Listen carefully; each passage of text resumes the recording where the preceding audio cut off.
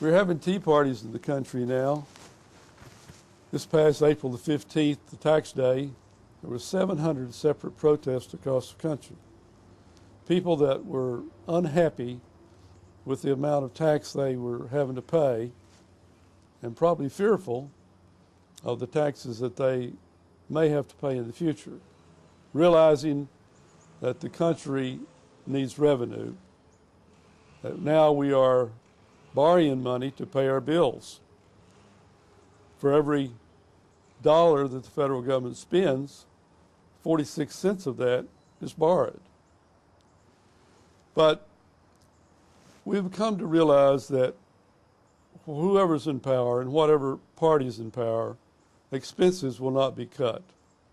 All politicians will talk a lot about pork, but pork's a very insignificant part of our federal budget. True, it should be cut, but it won't make any significant difference.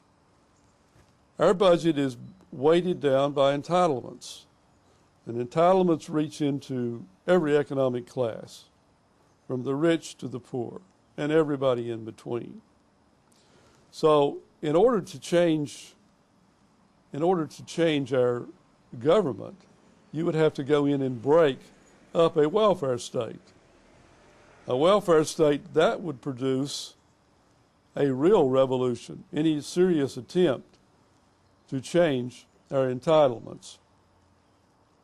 But we know that at some point in time, there will have to be some attention serious paid to our debt, that it is bogging us down.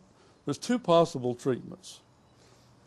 One of those treatments is the monetization of our debt. By monetization, I mean inflation, forced inflation.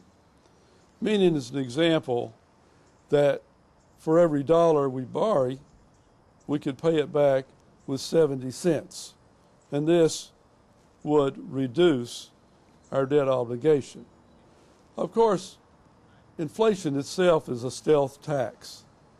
Not only is it a stealth tax that's inequitable, it's a stealth tax that has a tendency to affect those most vulnerable in our society, the young and the old.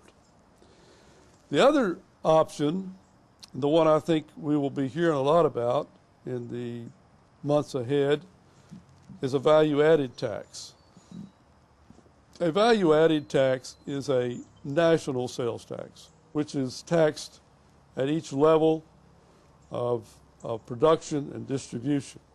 It's a European-style tax. The European countries, most of them have a VAT tax, which ranges anywhere from a low of 5% to a high of 25%.